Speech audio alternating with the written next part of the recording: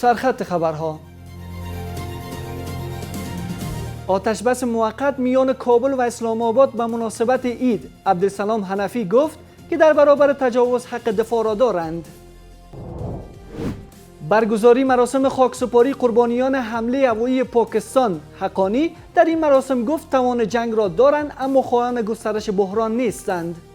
جنگ په میدان کې الحمدلله کمزوري نغواړي چې هغه خبره موږ نه را بحران ته بوځو.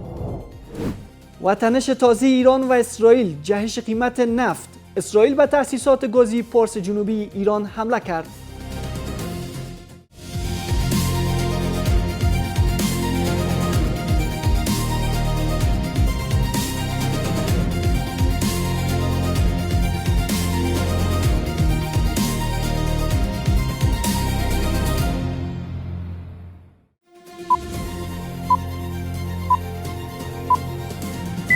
بیننده های گرامی سلام، عید بر شما مبارک. به بسته خبر این ساعت میز خبر از آفاق خوش آمدید. امروز پنجشنبه 28 مهر 1404 هجری خورشیدی است که مصادف است با 19 مارس 2026 میلادی. من فردین سعیدی هستم و مشروع خبرها. نماز عید فطر در کندهار به امامت رهبر امارت اسلامی برگزار شد. عبدالسلام حنفی معاون اداری رئیس الوزراء پس از ادای نماز عید در گفت که امارت اسلامی در صورت تجاوز و نقض حاکمیت ملی افغانستان دفاع و انتقام را حق شرعی و اصولی خود می‌داند.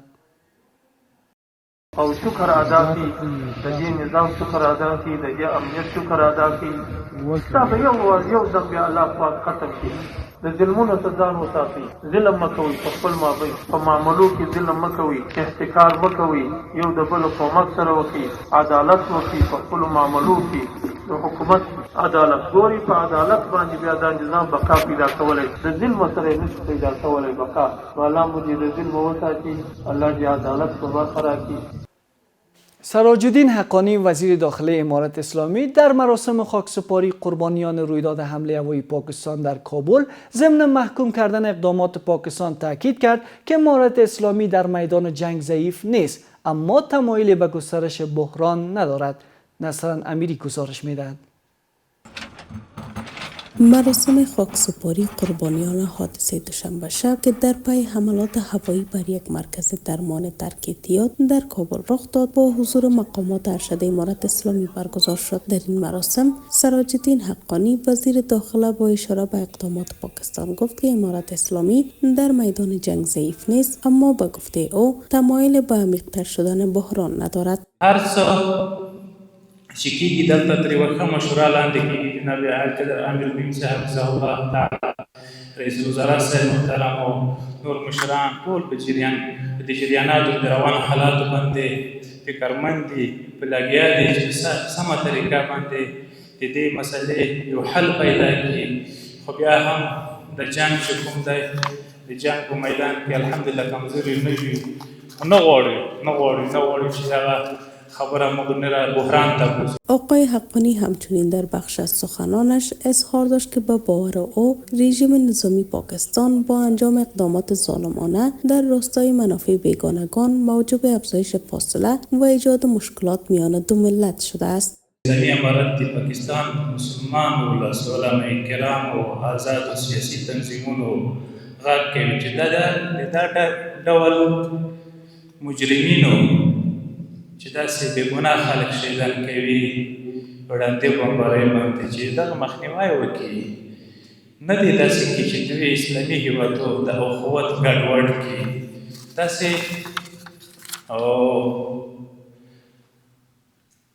ظالم طبقه خلک چې د مسلمانانو په منځ کې فاصله ایجادوي.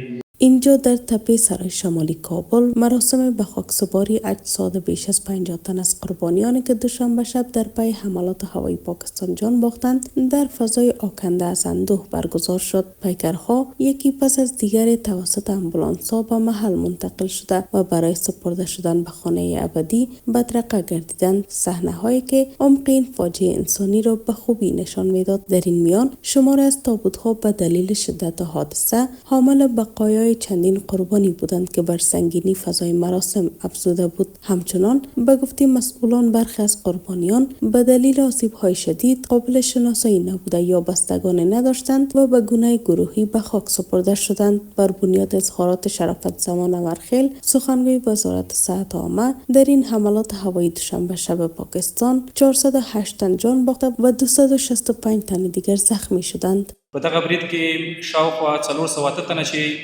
پکې بستر ناروغان او روغتي پرسونل شامل دي په شهادت رسیدلي دي.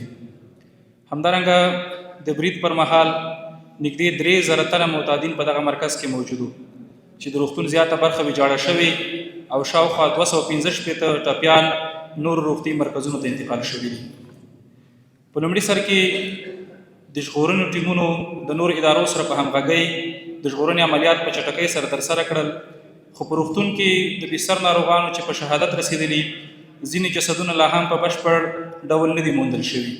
در سوی دیگر شمار از بستگان قربانیان هنوز در جستجوی عزیزان خود هستند و با نگرانی سرنوشت آنان را پیگیری می‌کنند. آنان ضمن ابراز درد و اندوه خواستار کاهش تنش‌آمیان دو طرف شده و از جامعه جهانی نیز می‌خواهند که این رویداد را به عنوان یک فاجعه انسانی محکوم کند. کل مردم همیال جبر دیده است، یا سراز، اشتکاست، افلاس، کلگی پشت جسد امو اقارب خود میگرده و نمیافه.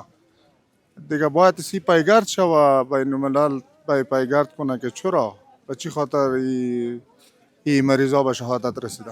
گفتنی است که دوشنبه شب پاکستان با نقض حریم هوایی کابل یکی از مراکز ترک احتیاط در منطقه پلوچرخی را هدف قرار داد که در پی آن دست کم 670 تن کشته و زخمی شدند. امارت اسلامی نیز در واکنش به این رویداد هشدار داده است که در برابر این حمله اقدام متقابل انجام خواهد داد.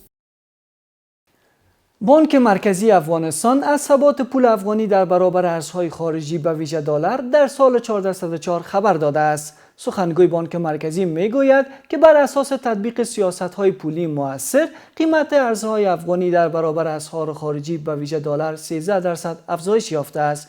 شرح بیشتر با عنایتا اندر.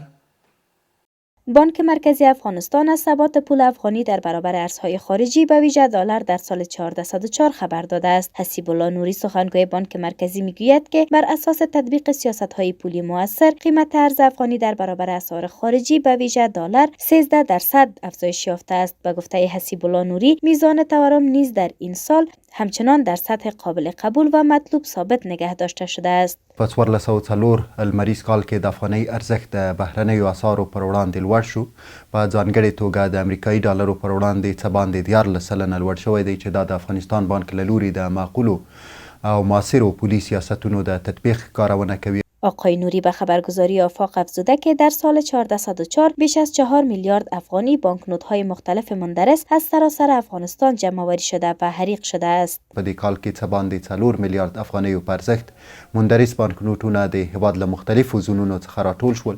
په دې بانکنوټونو کې د افغانیو ټولې انواعي شاملې وې. زموږ غوښتنه له درنو هیوادوالو دا ده چې د بانکنوټونو ساتنې ته پوره پاملرنه وکړي تر څو له وخت وړاندې مندرس نشي.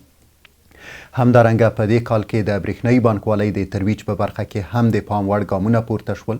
با این حال شمار از آگاهان اقتصادی به این باورند که بانک مرکزی با تطبیق سیاست‌های مالی و پولی، مهار افزایش قیمت‌ها و نظارت بر فعالیت‌های بانک‌ها و نهادهای مالی می‌تواند ثبات اقتصادی در کشور را حفظ کند. آنان همچنین تاکید می‌کنند که مدیریت مقدار پول و نقدینگی در بازار می‌تواند بر میزان سرمایه‌گذاری، رشد اقتصادی و سطح بیکاری در کشور تاثیر بگذارد. با اجرای سیاست‌های پولی، کنترل تورم پولی و همچنان نظارت بر بانک‌ها و سایر مؤسسات مالی تلاش میکنه که تا ثبات در اقتصاد افغانستان حفظ بکنه و علاوه بر این بانک مرکزی میتونه که با کنترل حجم پول یا حجم نقدینگی در بازار روی سرمایه‌گذاری، رشد اقتصادی و همچنان میزان بیکاری تاثیرگذار باشه. بر اساس معلومات مسئولان بانک مرکزی، این نهاد در سال 1404 توانسته در بخش ثبات مالی، ترویج پول افغانی، افزایش امانت‌های بانکی و افزایش سرمایه‌گذاری‌ها گام‌های مؤثر و اساسی بردارد. و در خارج از کشور، در 20مین روز جنگ ایران و امریکا، اسرائیل بر میدان گازی پارس جنوبی حمله هوایی انجام داد و در واکنش ایران به بخشی از تأسیسات گاز مایع طبیعی قطر حمله کرد. این اقدامات سبب افزایش قیمت نفت تا مرز $110 شده است. در 20مین روز جنگ ایران و امریکا هنوز هیچ نشانه ای از پایان آن دیده نمی شود. اسرائیل در ادامه حملات خود بر موازی ایران و پس از کشتن علی لاریجانی دبیر شورای عالی امنیت ملی ایران و چند مقام دیگر این کشور، در تازه ترین مورد تأسیسات انرژی در میدان گازی پارس جنوبی در بوشهر را هدف حمله قرار داده است. خبرگزاری تسنیم گزارش داد که پس از هدف قرار گرفتن تأسیسات گازی میدان پارس جنوبی، صدای انفجارهای شدیدی نیز شنیده شده است. این خبرگزاری به نقل از احسان جهانیان، معاون استاندار بوشهر، جایی که این تأسیسات در جنوب ایران واقع شده، گزارش داد که بخشی از تأسیسات گازی در منطقه ویژه اقتصادی پارس جنوبی بمباران شده است. در همین حال سازمان رادیو تلویزیون اسرائیل اعلام کرد که تأسیسات انرژی در بوشهر جنوب ایران هدف قرار گرفته است. یک مقام اسرائیلی به این رادیو تلویزیون گزارش داده که حمله به تأسیسات گازی بوشهر با هماهنگی ایالات متحده انجام شده و خاطرنشان کرده که هدف قرار دادن این تأسیسات به منظور وارد کردن خسارات بیشتر به ایران است. ایران در واکنش به این حمله به بخشی از تأسیسات گاز مایع طبیعی قطر حمله کرد. این حمله با واکنش‌های جدی مواجه شده است. دونالد ترامپ رئیس جمهوری آمریکا ادعا کرده که آمریکا از حمله اسرائیل به تأسیسات گازی ایران اطلاعی نداشته است. ترامپ از ایران خواست که دیگر مرکز انرژی راس لافان در قطر را بمباران نکند و همزمان وعده داد که اسرائیل نیز به میدان گازی پارس جنوبی ایران حمله نخواهد کرد. اسرائیل دیگر حمله به میدان پارس جنوبی انجام نخواهد داد مگر آنکه ایران به اشتباه بار دیگر به قطر حمله کند. تمایل به صدور چنین دستور حمله‌ای ندارم، زیرا پیامدهای بلند مدت آن برای آینده ایران قابل توجه خواهد بود، اما در صورت تکرار حمله به تأسیسات گازی قطر درنگ نخواهیم کرد. سخنگوی وزارت خارجه قطر نیز تاکید کرد که هدف قرار دادن تأسیسات مرتبط با میدان گازی پارس جنوبی در ایران که امتداد میدان گازی شمالی قطر است توسط اسرائیل، با توجه به تشدید تنش‌های نظامی فعلی در منطقه اقدام خطرناک و غیر مسئولانه است. وزارت خارجه امارات متحده عربی نیز گفت که هدف گرفتن زیرساخت‌های انرژی منطقه و ثبات آن را تهدید می‌کند. سپاسگزاری میکنیم از همراهی شما. تا این دم رسیدیم به پایان بسته خبر این ساعت میز خبر از آفاق. تا دیدار بعد، خدا نگهدار.